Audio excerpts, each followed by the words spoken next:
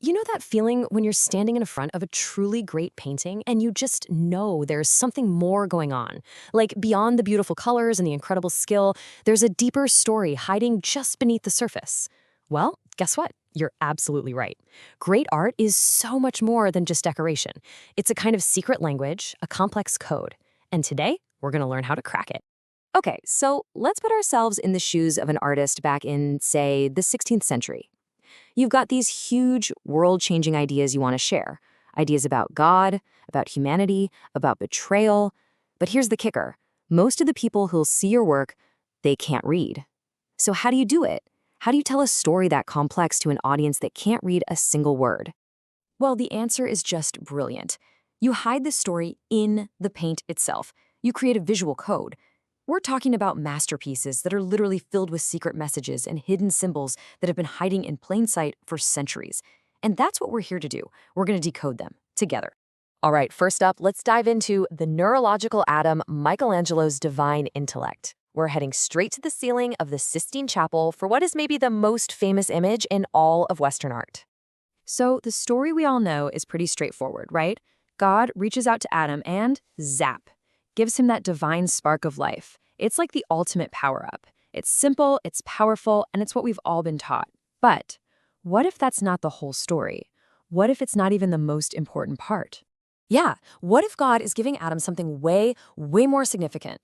The real secret here, the key to unlocking this whole thing, it isn't in those famous fingertips. No, you need to look at the big picture. Specifically, that giant swirling red cloak that God and the angels are in.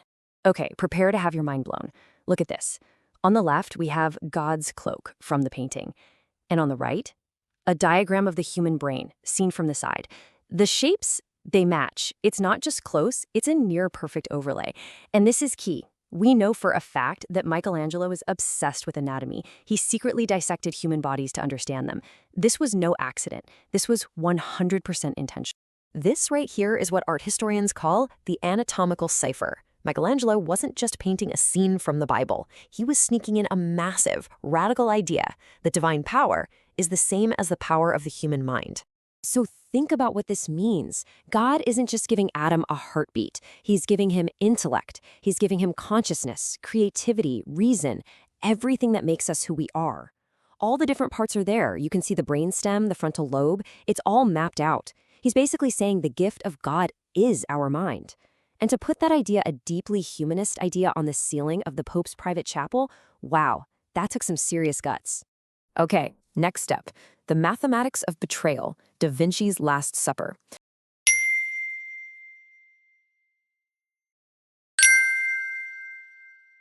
So we're shifting gears here. We're leaving anatomy behind and diving into another kind of code, one built not out of flesh and bone, but out of cold, hard mathematics and geometry. And it's all about one of the most famous betrayals in history. Da Vinci could have painted any moment from the Last Supper, but he chose the most dramatic one possible. This isn't about the bread or the wine. This is the exact moment, the split second, after Jesus says these words, "One of you will betray me." And boom, the entire room just explodes. And this is where Da Vinci's genius just shines. He basically sets up a forensic investigation for us to follow. First, he uses this technique called linear perspective. All the lines in the room's architecture point to one single spot, the vanishing point. And where is it? Right on Jesus's head. He is the calm center of the storm. From that point, the news ripples outwards like a shockwave. You can see the apostles recoiling in these little groups of three, each group reacting differently: denial, anger, pure shock. But amid all that chaos, Da Vinci wants you to look for the one guy who doesn't fit. And there he is. In all this chaos, everyone is reacting towards Jesus, or to each other. But one man, Judas, is physically leaning away. His face is cast in shadow, and look at his hand. He's clutching a little bag of money. It's incredible. Da Vinci uses the physics of the scene and pure body language to finger the bad guy. He visually convicts him before anyone says another word. And that's the code right there, the geometry of betrayal. It's this perfect marriage of science, the math of perspective, and deep human psychology. He uses it to create this incredible narrative shockwave, freezing that one horrifying moment in time. Okay, for our last one, we're going to a completely different place. From the mind and the chaos, we're moving to something much, much quieter and more emotional. Let's look at Rembrandt's two hands, the asymmetry of mercy. The secret here isn't hidden in anatomy or architecture, it's in something as simple as a touch. So the painting is the return of the prodigal son. The son has messed up, big time. He's wasted everything and comes home broken, and his father embraces him. The whole point of the painting, its entire deep spiritual message, isn't in the son's ragged clothes or the father's face. It's all right there, in the father's hands. Now you have to look really, really closely here. His two hands are different. They're not painted the same way at all. The one on our left, on the son's shoulder, it's broad and strong, a man's hand. It's protective. But look at the other one, on his back. It's more slender, gentle, almost feminine. It's a hand that comforts and nurtures. What Rembrandt is doing here is just breathtaking. He's painting an idea that's really hard to put into words. He's showing us that God's love, or true forgiveness, isn't just masculine or just feminine. It's both. It has the paternal strength to hold you up and the maternal tenderness to comfort you. It's everything, all in one single gesture. So, the enduring dialogue, why the codes matter. We've looked at 3 incredible artists and 3 totally different secret languages. So the big question is, so what? Why does this stuff still matter to us today?